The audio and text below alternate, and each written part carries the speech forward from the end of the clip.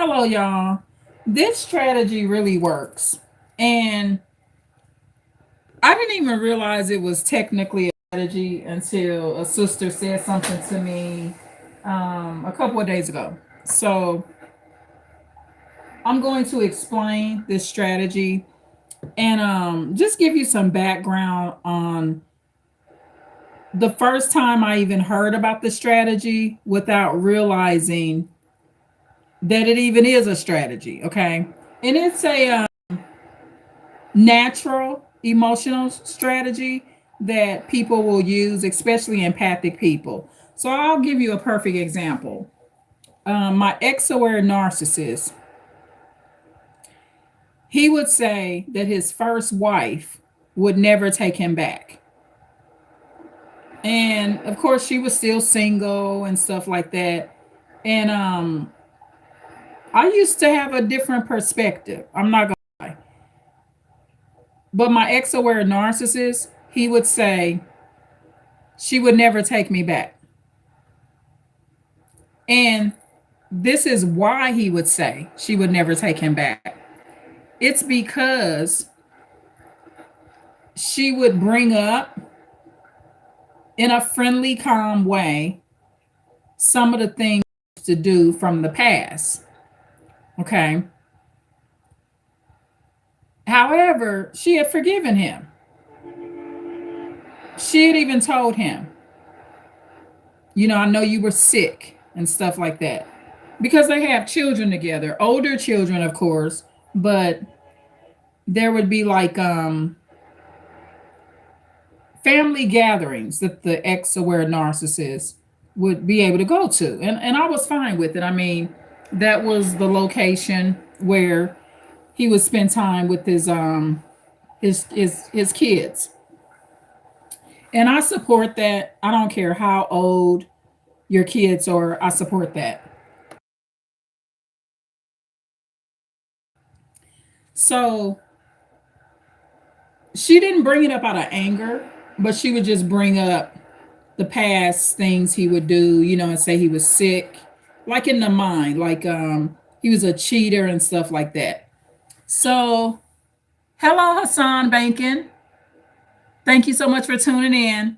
Please like, share, and subscribe since you're here. I appreciate you coming in. Good afternoon as well. So, thank you so much for the like. So, is this background sound too loud, y'all? How do you think it sounds? You think it's too loud or should I turn it down a little?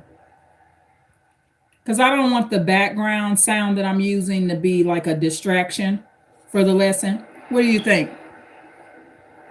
You think it's okay? So, my ex aware narcissist, he would say that he knew for sure that his first wife would never take him back. And it was because she would, every blue moon, every so many years, she would just bring up how bad the marriage was, but calmly. She would bring it up calmly.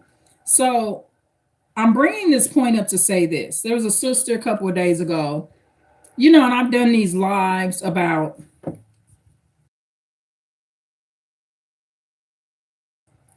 the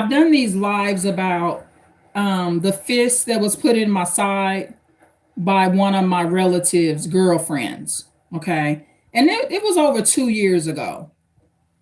Um, and this relative's girlfriend, she would even call me mom. You got to go through my lives. I've talked all about it. So I bring it up even here sometimes, right? But do I sound angry about it?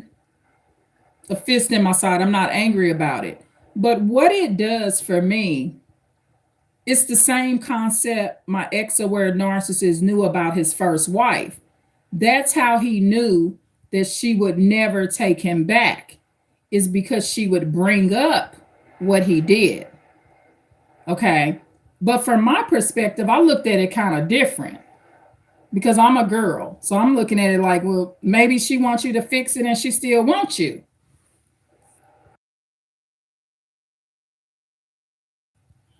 Because, girls and ladies, we think that somebody always want our man, y'all. But my ex-aware narcissist, he was for sure that his first wife did not want to have anything to do with him. And it was because his first wife would periodically bring up what he did. So, what she's really doing, she's not forgetting how he treated her for 20 years, y'all. She's remembering it. See, forgiveness can be very dangerous when people are literally forgetting it. And that's how people get back into relationships. So I'll give you an example. Say you've been broke up with somebody 10 years. A lot of times you forget, or you really put out your mind, and it's almost like you forgot how many times they've cheated on you. So just because you remember it, don't mean you ain't let it go and moved on. It's how calm you are about it. Now, like when I bring up the fist in the side, yeah, I might have been pissed off on a couple of videos about it. But over time, I was calm about it. Now, this sister, a couple of days ago, she brought up about forgiveness, but she got it all twisted. I've already forgiven or let that go. That's not the issue. But what I'm doing is doing a little reminder. So what that does is, I did this video about he asked to rent my garage. So what it does, it prevents me from making a major mistake in helping them again. Okay. So the girl, Kaylin, that put her fist in my side, it minimizes the help. I'm in total no contact with her. She has her number changed and everything. So because I remembered the fist she put in my side when she asked me to keep her child while her child is in foster care, the one that's still living, her younger one passed away. I said, no, I can't. I'm sorry, I can't keep your son. So me remembering the fist that she put in my side, she did that at my relative's residence. But what it does by me remembering, it's like a reminder. No different than if you put a little post-it note on your mirror to remind yourself, okay, make sure that I comb all my hair out today. Make sure that I put some lotion on, like a reminder. That's what it is. So when the sister said, she noticed that I had mentioned that a couple of times about the fist in the side, because she's coming in the situation new and she's allowing my relative to live at her residence. She's like a mother type figure. So she got involved with the Kaylin situation, and of course, from my perspective, Kaylin is a sociopath. Okay, so I've done videos about sociopathic females and stuff. So just go through my live videos. Okay. So the thing is, next time someone brings up what somebody did to them, I'm just going to give you a piece of advice, right? You may think you're helping someone when you give them a lesson on forgiveness, but really you're not, because for one, you're not their God, right? And just because someone's having a conversation about something from the past doesn't mean they haven't forgiven or let it go or moved on. I've heard ladies talk about all different type of things. Some ladies will talk about child molestations, child rapes. They will talk about domestic violence, and they're over it. So just because someone is having a discussion about something doesn't mean they haven't gotten past it. And people have to let stuff go at their own time. So that is the strategy that I wanted to point out. So it's an excellent strategy. Let me see. There's a comment here. Hello, Nopa Nopa. And then there's another comment here. Let me see if I can pronounce this name to the best of my ability. Thank you so much for the like, y'all.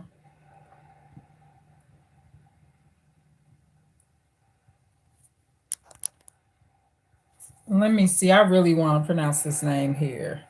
Hold on, y'all. Um,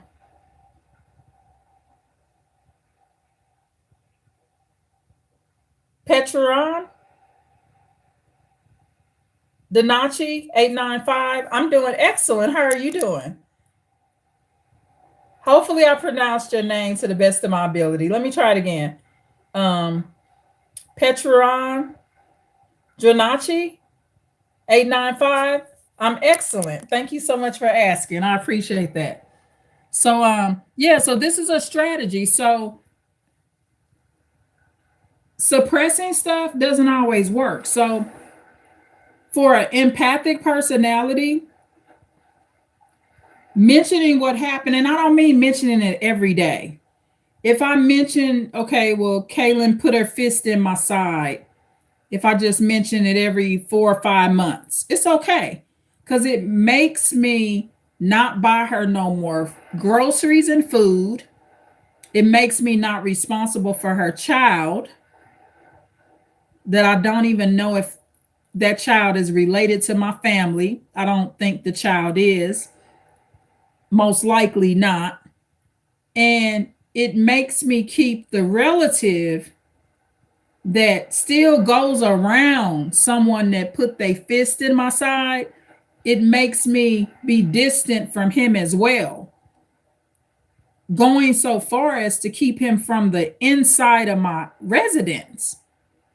So see, that forgetting stuff, that gets you hurt.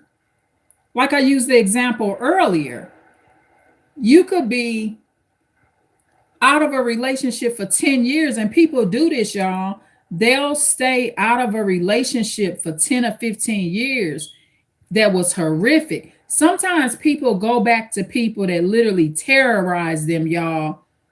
It was like they was living with some kind of terrorist. They was treated so bad and just taunted and just tortured, literally. Sometimes physically and emotionally, or just one or the other. But what they do is they almost like forgive to the point where they forget it. And then 15, 20 years later, they get back with the same person and they terrorize them again. It's not really good to completely forget what somebody did to you, especially when they are of age. Now, if you had problems with like a child, a teenager, or a youth, and you went through some behavior issues and you want to try to like wipe a slate clean for a child or adolescent, that's different. But you got to be careful when people are full grown adults and you forgetting what the hell they did to you. So this strategy does work. And I didn't even realize it was a strategy until I put it all together. So I'm going to reiterate this one more time. My ex-aware narcissist, he used to say this. He knew for sure his first wife would never take him back. And I asked him, why do you know that for sure? He said, because she always brings up, or not always, because she basically was pretty much in a no contact usually. Every blue moon, she would shoot him a text or something. But he knew for sure that that lady would never take him back, because he can remember when she used to take him back. So when she used to take him back, many, many years ago when they was in the marriage, she would forgive him and she wouldn't mention what he did. She would not mention what he did. But at some point, after the divorce and later on through the years, she would kind of like bring it up in laughter and just bring up what he used to be. and the type of cheater he was, and just, bring it up kind of randomly. And so he knew for sure she would never take him back. So that's the strategy. Remembering what they did, not holding on to it, but just kind of remembering it. It'll keep you on point. So what you're doing is you're constantly reminding yourself, or periodically reminding yourself. Periodically reminding yourself so that you no longer help these people. Okay. So it does work. I learned this strategy, and it is a good strategy. It's a natural emotional strategy, but I want to point it out as a strategy so we can now be more strategic about it and maybe do it on purpose. This is a good tactic to stop you from helping people and getting ensnared again. Like HD Tutor would say, getting ensnared. Some people do it when they're hoovered. When the narcissist or psychopath or sociopath contacts you for help, some people will remind that narcissist or sociopath or psychopath what they've done to them. Like, remember, you stole my money last year. No, I can't help you. Have a great day. Forgetting completely and having amnesia as to the wrong that somebody's done to you will have you in a roller coaster ride or a Ferris wheel. You'll be just round and round for the rest of your life. So this strategy works, not fully forgetting it. Somewhere in your mind, you remember what they did so that the behavior doesn't repeat itself or get worse. Worst case scenario, you get in a situation and get yourself killed because you forgot what they did to you. Y'all, I'm so sorry about that. It kicked me out of the live. Yeah, but this strategy really works, y'all. The strategy of not forgetting it. And I'm not talking about like what's that one um ruminating, where you constantly got something on your mind. I'm not talking about ruminating. That's unhealthy. But just the fact that you acknowledge something happened, and remember, I've talked about this before. Forgiveness, full forgiveness is for the Lord because the Lord forgets it completely. Human beings don't. We remember what people did, and it's healthy to do that because the forgetting it or trying to act like you forgot it, you're forgiving way too much. So you're setting yourself up for whatever happened to happen again, to for it to happen again, or for worse to happen. Like I use the example, some people actually get themselves killed, y'all. Some people literally get themselves killed. And I mean, literally, that's the worst case scenario. Okay. So I didn't look at it as a strategy when my ex aware narcissist told me that that was one way he knew that his first wife would never take him back. And I remember kind of having a little, not argument with him, but like a debate. Because I'm thinking, well, if she's bringing up what you used to do, maybe she's still in love or got some kind of feelings. But he was like, no, no, that's not what's happening. She brings it up because she'll never take me back. See, because an aware narcissist may be better at comparing the behavior of his ex. So he can remember when she used to forgive and take him back, she wouldn't bring up. She probably didn't bring up what he did. And in a subtle way, he kind of said that. You know what I mean? But after it ended for sure, she never took him back, won't have any sexual relations with him. And that's one of the things she would do. Even when he would come around to see their adult children, she would just say, "Yeah, I remember. Yeah, I remember when you was cheating or whatever." And she just, but there was no anger in her voice because she had let it go. But that is a strategy that y'all could use. Don't forget what they did.